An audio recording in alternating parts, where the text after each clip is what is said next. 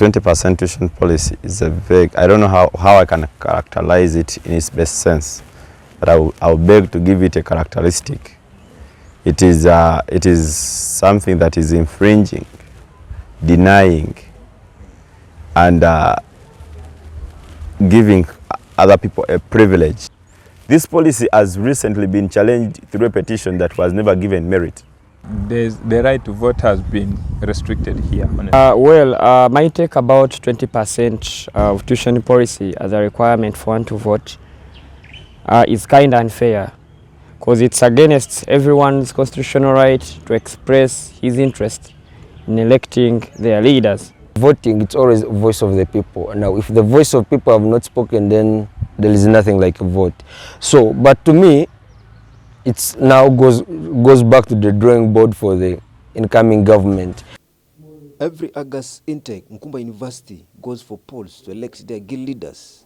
But not all students are eligible to vote, even though they are registered students, due to the university's 20% tuition policy. Election, only 30% of the total number of students participated in the election, as majority were left out due to the 20% tuition payment policy, which says if you've not paid 20%, you don't vote. This then brings the question, what is the fate of those students who have not paid, and yet they are registered students of the university? We inquired from some of the guild aspirants, and this is what they had to say. Take about 20% of tuition policy as a requirement for one to vote is kind of unfair, because it's against everyone's constitutional right to express his interest in electing their leaders. I have two grounds why I say it's kind of brutal, because realizing that these are students who at the end of a semester will have to pay or will be required to pay full tuition, yet they will have been denied access or chance to elect their leaders. It's kind of brutal in nature to those people who are affected in that way. There are so many ways how a university may incite or may call upon people to raise money other than deterring people or denying them their fundamental right. For example, the policy is very clear that upon you coming into our first semester, or when you're commencing a new semester, you must have paid something little. Is it 40%? I'm not so certain about that so much, but I think it's 40%. So if they would do that, maybe internally, without deliberately telling people that you're not going to vote because you haven't or you haven't paid this, I think it's unfair. Because I realize that there are other means in which this university can be compensated. When you look at 50,000 as late pay or as late fee, if I may ask, there is no justification for 50,000. Because if you've been denied and at the end of the day you have to pay an extra money that constitutes to 50,000 shillings, then you have not, or you have been denied or affected, in other words. So you think this policy is not the right policy for the university to take on? Yes. So how does it affect your voters then? Of course it affects the turn-up, because you realize by the time of voting, so many people will have been missing, or they will have not actually made that requirement for them to vote. So according to me, university should opt to other means of collecting money. I understand it's a private university and they also use that money to run guild electoral process. But then they can figure a way out other than denying people access because they haven't paid. Okay, so when you're voted into power, will you still support this policy, or you seek for a re-amendment of this policy? Well, of course, I gave you my stand that I don't agree with it. And me being privileged, that is, if at all you mandate me with your power, I think I want to help everyone who can't extend or who can't actually extend his call to the administration by calling for amendments. Amendments have always been put in place, and realize that it used to be 60%, they kept on reducing up to 20%. So I have hopes that they also know the challenges associated to it, and with time, yes, I am positive that it can be amended. Yes. Thank you, Mr. Ahmed. Yes, all right. This for this question. I understand, yeah, the university has a 20% tuition policy for one to qualify to be a voter. But in my own capacity, I strongly believe elections are supposed to be free. Elections are supposed to be free. And let me repeat, elections are supposed to be free and fair, because these are students who are going to choose someone in one way they think are going to contribute to their well-being. So that one you can't deny someone who is a member of an institution, a registered member of this institution, from what? From voting, because that person has the right to participate in elections. He has the right to contribute to the upcoming government, unless the person is not registered. But if the person is registered with whatever percentage, that person qualifies to be a vote. Because we know also the institution has a policy that for you to register, you must have paid something. So there's no student who registers without paying something. But making it 20% is not a must. Yeah. If I can cut you short here, Yeah. how does this 20% payment policy affect you and your voters? How does it affect you? Yeah, so much it affects my voters in a way that it's going to impact them psychologically.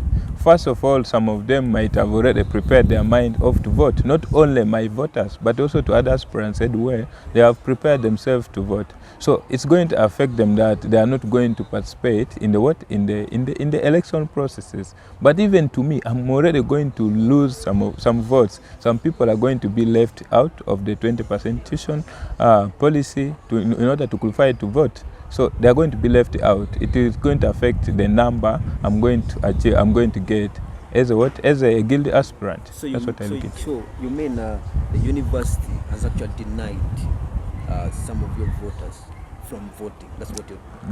The right to vote has been restricted here, honestly. Okay. So if you voted into power, will you still support this policy, or you're going to seek for amendment or removal of this policy?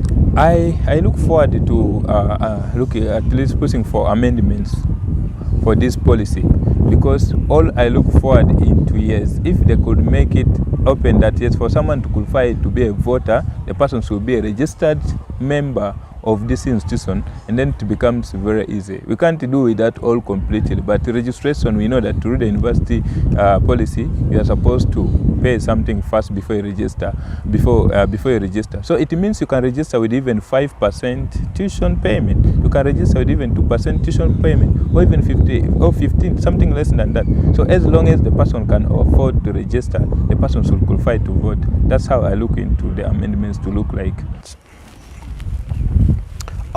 Realize the tuition policy is the 20% tuition policy is a vague. I don't know how I can characterize it in its best sense, but I'll beg to give it a characteristic. It is something that is infringing, denying, and giving other people a privilege. This, when you look at this tuition policy that was provided for in our recent, now it is now provided for in our constitution, it is a policy that is affecting us as individuals, as students of Nkumba University, because first and foremost, it creates two major fundamental principles. It creates two major fundamental principles. First and foremost, it creates a principle of what we call privilege and a duty.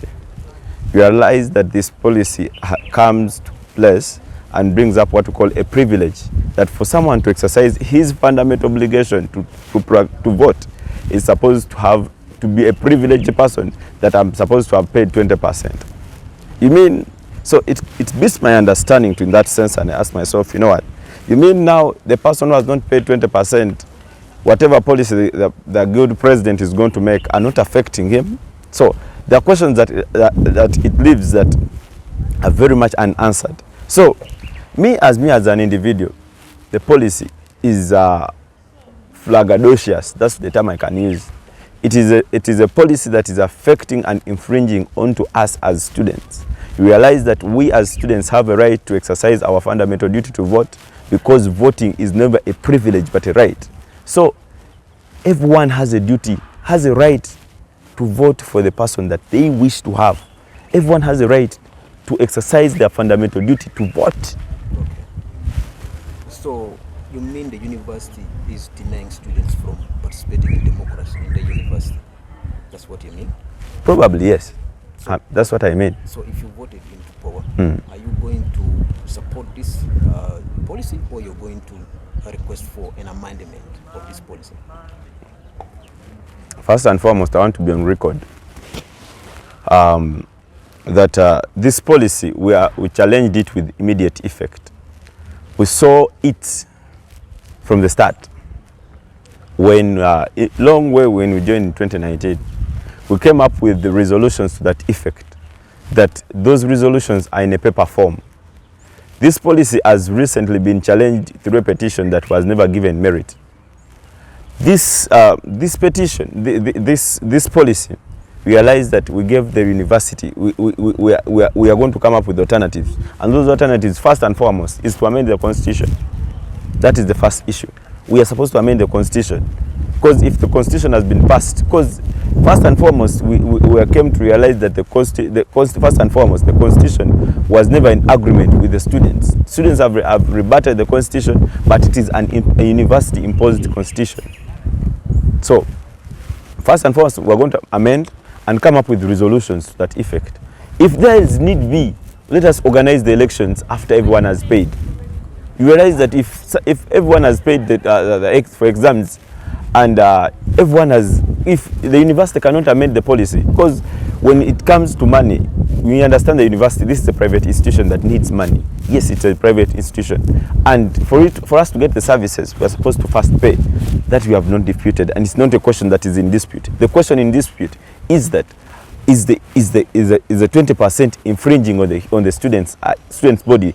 Yes, it is doing so, because it does not give the student who has not paid a right to exercise his fundamental duty to vote. So we are on that issue. We contend and say that we are coming up with a resolution, a paper, to say that for someone to exercise his fundamental duty to vote, let us have those elections after everyone has paid the tuition. That's when we shall see, you know what, now everyone is a voter, so everyone can pay for this tuition, can vote. Because you realize that if we continue with this policy, then it shall never be. In one of our manifesto, we intend to come up with something that can help the university get money so that it can every student can be eligible voter by the mid of a semester. For example, on the policy that we have all seen that has come, the 60% tuition to enter access the premises. Now the gates are closed to the people that have not yet paid the tuition. So we intend to say that, you know what, let the university come up with the policy. We all know that for someone to do exams in Nkumba University, you are supposed to have paid 20%. You are supposed to have paid 100% the end of semester exams. So what if we come up with say, you know what, let the university come up with a policy that is going to be compulsory for all of us as students. That if for me to do tests or to hand in coursework, I'm supposed to have paid like 50% or 60%. So you realize that this 20%, if the university has failed to amend it, it will never be a problem, because after the tests, everyone will be eligible voter. Are you getting me? So we are trying to come up with mechanism to see how best can we harmonize and distance ourselves from stopping certain people that are never privileged. Because Nkumba University has not as itself in its sense has groomed itself to be a university that is there to help the students. If it distances itself from that element that people have been here because of that extra support that has been given to the university, then people are going to leave Nkumba University. And the fundamental reason why we are here is because we need Nkumba University 50 years from now. If this infringing policy still continues, we are finding that we are going to lose Nkumba University. That is it basically. Thank you. Efforts to speak to the former guild president, Mr. Mushabe Lawrence, were futile, as he declined to speak about the policy to the investigative team. Most guild aspirants in the past seek to amend the policy, but when voted into office, it becomes a different story. Some of the affected students say the policy is extremely harsh on their rights to vote. They will pay. When you try to ask yourself, at what point of time do you become a student? And when I give the answer to that, I become a student when I'm registered, I have the student number, I have my blue card, and at the same time an ID. So I become a student of Nkumba University. But on the policy of the 20%, as a student, I needed to express or enjoy my privileges as a student. Like the guild activities, one of it is the elections. So whether I pay or I don't pay, as long as I'm a student pursuing my bachelor's in the 3 years, I need to exercise my rights, because at the end of the day, I'll leave this university when I've cleared everything and I leave the school with a zero balance. So on that policy of 20%, I don't concur with it, but as a student, I need to express my right by voting. So let's bring it down here. In the last academic year, we had less than 30% of the students voting, and which means 70% did not vote, right? So if we have a university being ruled or governed by the minority, right, the majority are not actually catered for, where do you think the university is putting the students at? I think it is very clear. 70% did not participate in the elections, and then 30% participated. Now when you try to weigh, you find out that it is the minority that try to decide over the university, and we have many number of students at the school. So now it brings us down that that policy of the 20% is not right. Reason being, the leader that we send, it is basing on the 30%. And if you take a situation, maybe that 30% mostly are friends to that leader. So we just vote because he's a friend, then we take him up. At the end of the day, service delivery will not be to the point, because the grievances of the other 70 is not being considered.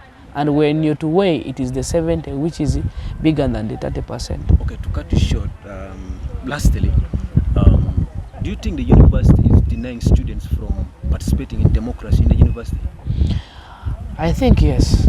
Why? I think yes, because by bringing that policy of 20%, they are trying to deny. Reason being, our parents are struggling at home, but at the end of the day, they will complete tuition.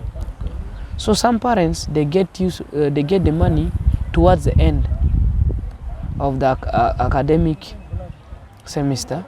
That's when they get them to pay and vote, because it's almost turning bankrupt.